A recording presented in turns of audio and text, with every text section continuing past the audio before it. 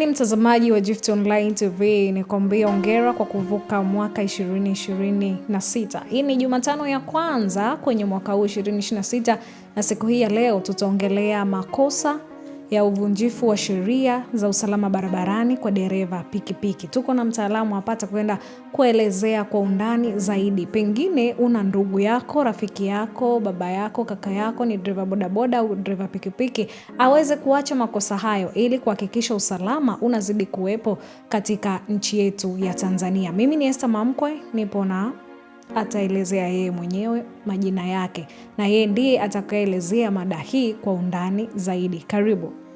Asante sana ndugu mtangazaji. Ndio. Kwa majina naitwa Sergeant Samora Jonathan. Ndio. Natokea kitengo cha usalama barabarani, elimu kwa umma, mkoa wa Kilimanjaro. Ndio, siku hii leo tunazungumzia makosa kama mada ilivyo, makosa ya uvunjifu wa sheria za usalama barabarani kwa dereva pikipiki. Mada hiyo imekaaje? Kabla ya kuendelea, tungependa kwanza uwafahamishe watazamaji wa Gift Online TV. Asante sana. Kwanza leo tumekuja na hiyo mada kutokana na kwamba tuliona huu usafiri wa pikipiki, nikiwa namaanisha kwamba waendesha pikipiki pamoja na waendesha bajaji ni usafiri ambao unatumiwa na watu wengi sana. Kwa baada ya kuona kwamba watu wengi wanatumia usafiri wa pikipiki, na tukabaini kwamba kuna makosa huwa yanafanywa katika hawa wanaoendesha hizi pikipiki. Na miongoni mwa hayo makosa ambayo tumeyabaini, ambayo makosa hayo yamekuwa hatarishi, yakihatarisha usalama wa watumiaji wa barabara, ni pamoja na makosa kama vile kuendesha vyombo hivyo pasipokuwa na leseni. Kumekuwa na baadhi ya waendesha pikipiki na waendesha bajaji wakiendesha vyombo pasipokuwa na leseni. Na wengine hawajui ya kwamba ili uweze kuendesha pikipiki hii ya magurudumu mawili au matatu unapaswa uwe na leseni daraja gani. Kama ni pikipiki bodaboda, nilikuwa namaanisha kwamba magurudumu mawili, basi unapaswa uweze kuwa na leseni daraja A. Na kama ni bajaji uweze kuwa na leseni daraja A2. Makosa mengine ambayo tumeyagundua ni pamoja na baadhi ya hawa waendesha hizi pikipiki kuendesha hizi pikipiki pasipokuwa na usajili. Kuendesha hizi pikipiki wakiwa wameficha namba hazionekani. Makosa mengine ni pamoja na kuzidisha abiria. Tumekuwa tukiona kwamba baadhi ya waendesha pikipiki wamekuwa wakizidisha abiria, hususan hizi pikipiki za magurudumu mawili maarufu kama bodaboda. Wanabeba abiria zaidi ya mmoja, na hali kadhalika bajaji unakuta wanabeba abiria zaidi ya watatu. Kwa sisi kama jeshi la polisi tumelibaini hilo na kutoa rai ya kwamba waendesha pikipiki wanapaswa wazingatie kuhusiana na ubebaji wa abiria. Wasibebe abiria ambao wanazidi idadi iliyoko katika kadi ya kile chombo. Makosa mengine tuliyogundua ni pamoja na baadhi ya madereva pikipiki hawa kuendesha vyombo vile wakiwa katika mwendo kasi, wakiwa katika matumizi ya pombe pamoja na madawa ya kulevya, wakiwa katika kuyapita au kuvipita vyombo vingine barabarani pasipo kuchukua tahadhari. Kwa makosa ni pamoja na hayo. Halikadhalika kuna makosa mengine kama kutokuwa na nyaraka muhimu kama vile bima, kutokuwa na leseni ya usafirishaji kwa hizi pikipiki ambao ni mahususi kwa ajili ya kubeba abiria, pamoja na nyaraka nyingine kama vile kadi, pamoja na nyaraka nyingine muhimu ambazo zipo kwa mujibu wa sheria. Kingine tena tulichogundua katika hawa waendesha pikipiki, wamekuwa baadhi yao wakichezea mifumo katika hivi vyombo, ikiwa na maanisha kwamba wanachezea mifumo ila exhaust na kusababisha vyombo hivi viweze kuleta au kutoa sauti yenye kuleta kero, usumbufu na taharuki katika watumiaji wengine wa barabara. Halikadhalika tumegundua ya kwamba baadhi ya hawa waendesha pikipiki wamekuwa wakibeba mzigo kwa njia hatarishi, mzigo ambao unapelekea kutokea kwa kero na usumbufu kwa watumiaji wengine wa barabara. Tumekuwa tukiona baadhi ya madereva pikipiki wakibeba mizigo hatarishi kama vile mabati, mbao au mizigo mipana, mirefu, mikubwa, ambayo mizigo ile inachangia kuathiri masuala mazima ya usalama barabarani. Lakini hali kadhalika tumekuwa tukiona baadhi ya madereva pikipiki hawa wakifanya matumizi mabaya ya barabara, ikiwemo upigwaji wa U-turn, yani wanageuza kwa ghafla, hususan pale wanapoona abiria, kitu ambacho kinahatarisha usalama wao. Lakini kingine tena tumekuwa tukishuhudia baadhi ya ndugu zetu wa pikipiki wakipaki vyombo vyao maeneo ambayo sio ya maegesho, pamoja na maeneo mengine kama vile maeneo ya kwenye kona au maeneo ambayo sio salama, ambayo yanahatarisha usalama wa watumiaji wa barabara. Okay, sawa. Vipi kuhusiana na umri? Umri ni upi sahihi wa dereva kuendesha chombo cha moto ambacho ni pikipiki? Umri sahihi ni kuanzia miaka 18. Isipokuwa kuna hizi pikipiki ambazo zinaanzia cc 50. Cc 50 ni kuanzia umri wa miaka 16 na kuendelea. Lakini kwa hizi pikipiki ambazo ni mahususi kwa ajili ya biashara ni kuanzia miaka 18 na kuendelea. Sawa, unamtambuaje huyu mtu ana miaka 18 ama huyu mtu ana miaka 20? Kwa wewe sasa pale unapokuwa kwenye majukumu yako barabarani kuhakikisha usalama, unatambuaje umri huu sio sawa na huu ni sawa? Umri unaweza kumuona hata kwa muonekano tu, kwamba wakati mwingine ukimtambua na kuweza kujua kwamba labda umri wake, kwa sababu utatambua umri wake kutokana na leseni anayoiendesha. Kwenye leseni pale imeandikwa kwamba alizaliwa lini huyu mtu. Kwa alizaliwa lini na miaka ambayo aliyoko kwa wakati huo ni ipi, na ukipiga mahesabu utajua tu. Na vipi ambapo mtu anatumia leseni? Unawezaje kugundua? Ni kosa kuendesha chombo cha moto pasipokuwa na leseni. Sheria imekataza yote kuendesha chombo cha moto pasipokuwa na leseni. Kwa hiyo sisi kama jeshi la polisi tunaendelea kutoa rai na kuweza kusema ya kwamba yeyote anaendesha chombo cha moto anapaswa aweze kuwa na leseni. Kuna adhabu yoyote ama faini yoyote ya dereva pikipiki ambapo anaegesha chombo chake cha moto ambapo sehemu sio sahihi? Adhabu zipo. Ukisoma sheria hii ya usalama barabarani imeweza kuainisha na kusema ya kwamba yote yanayofanya matumizi mabaya ya barabara, ikiwemo kupaki chombo cha moto maeneo yasiyokuwa maegesho, ni makosa. Lakini kuna sheria nyingine kama sheria hizi za manispaa.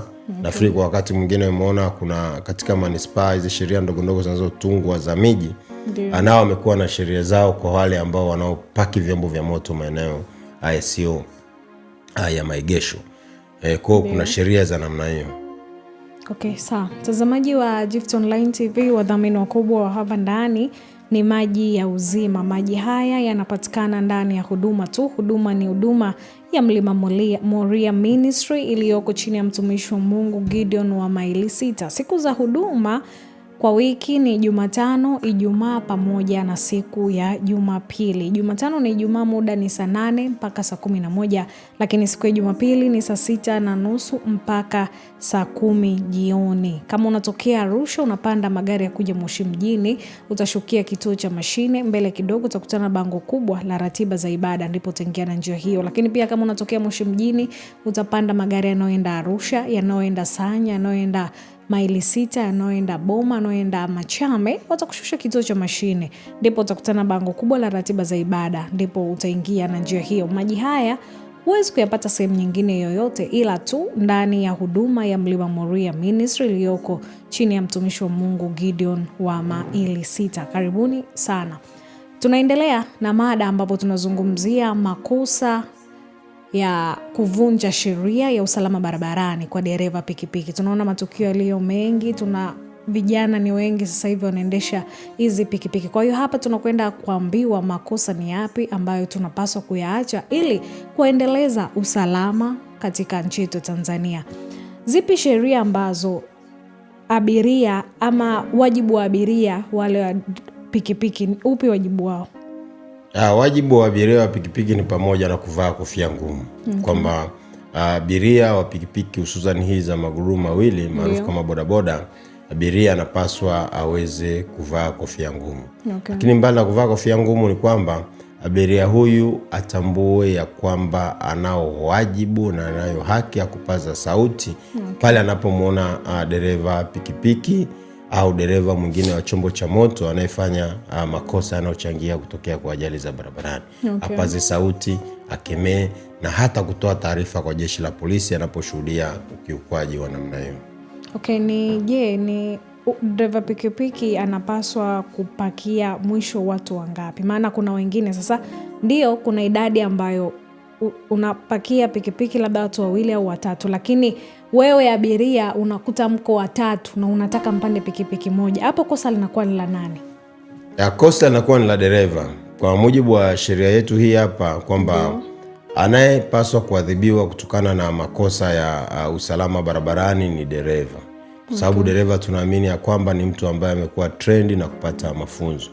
Pikipiki hizi za magurudumu mawili maarufu kama bodaboda inapaswa ibebe abiria mmoja. Na kama ni bajaji basi ibebe abiria watatu. Ndio. Tumekuwa tukiona baadhi ya bajaji wamekuwa wakipakiza abiria pale mbele kwa dereva, kitu ambacho sicho sawa. Kinakwenda kuhatarisha usalama wa kile chombo pamoja na usalama wa yule mtumiaji wa barabara pamoja na watumiaji wengine wa barabara. Na katika usafiri wa pikipiki bodaboda, sheria imeweza kukataza mtoto wa chini ya miaka 9 kupanda usafiri huu wa pikipiki maarufu kama bodaboda. Kwa nini sheria ile ilikataza? Sheria ile ilikataza kutokana na kwamba inaaminika kabisa kwamba mtoto wa chini ya miaka 9 hata uwezo wake wa kushikilia pale kwenye kile kiti alichokalia au kumshikilia yule dereva ambaye anaendesha chombo kile, uwezo wake ni mdogo sana. Kwa hiyo tukaona hilo kwamba pamoja na wataalamu wa sera wakaona ya kwamba katika masuala ya usalama barabarani, katika sheria ya usafirishaji, hawa watoto wa chini ya miaka 9 wasipande usafiri huu wa bodaboda. Badala yake wapande chombo kingine ambacho ni salama na ni rafiki kwao kutokana na umri wao. Lakini vile vile tena usafiri huu wa bodaboda tukagundua ya kwamba baadhi ya watoto hawa wamekuwa wakipakizwa mbele pale kwenye tenki. Au mwingine unakuta labda amebeba ni dereva pikipiki amembeba mtoto wa kike au wa kiume, alafu amemgeuzia huku ule mtoto ule mgongo unaangalia kule unapigwa na upepo. Kitu ambacho sio salama na sio tija kwa huyu mtoto na sio afya kwa huyu mtoto. Kwa hiyo upande ule wa mbele ni upande ambao kuna upepo, na hata kwa wakati mwingine ule upepo unaweza kumwathiri ule mtoto na kujikuta anapata magonjwa kama vile ya kifua ama pneumonia. Kwa hiyo tunasisitiza na kusema ya kwamba madereva pikipiki pamoja na madereva bajaji wazingatie sheria na watii na wahakikishe ya kwamba wana jukumu la kuendelea kudumisha masuala mazima ya usalama barabarani. Yapi makosa ambayo hayo ni kosa ambalo mtu analijua lakini anafanya makusudi, na pale unapomkamata unampa adhabu gani ama sheria gani ili na wenzake waache kufanya matukio hayo? Makosa yote ambao wamekuwa wakiyafanya hawa madereva pikipiki au wapanda pikipiki ni makosa ambayo wengi wanayafahamu. Yaani hakuna mtu sasa hivi ambao hajui kwamba nikifanya kitu fulani ni kosa, ila tu anafanya kwa uzembe. Karibu makosa yote ya usalama barabarani wengi wanajua, lakini wamekuwa wakifanya hivyo kwa makusudi. Kwa hiyo sisi kama jeshi la polisi tunatoa rai ya kwamba tuendelee kudumisha na kuzingatia sheria ya usalama barabarani ili tuweze kuepukana na hizi changamoto za ajali za barabarani.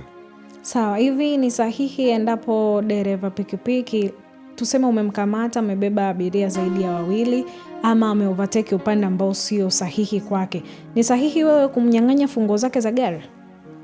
Za gari tena wakati za pikipiki unachomoa pale. Yani iko hivi, katika swala zima la ukamataji, askari anapaswa andae mazingira ambayo ni rafiki na salama katika ukamataji. Yani mazingira ambayo rafiki kwa huyu askari ili askari asiweze kuumia au asiweze kusababisha mazingira ambayo ni hatarishi ambayo yatapelekea kutokea kwa hatari ya kuathiri masuala mazima ya usalama ya kati ya mkamataji na mkamatwaji.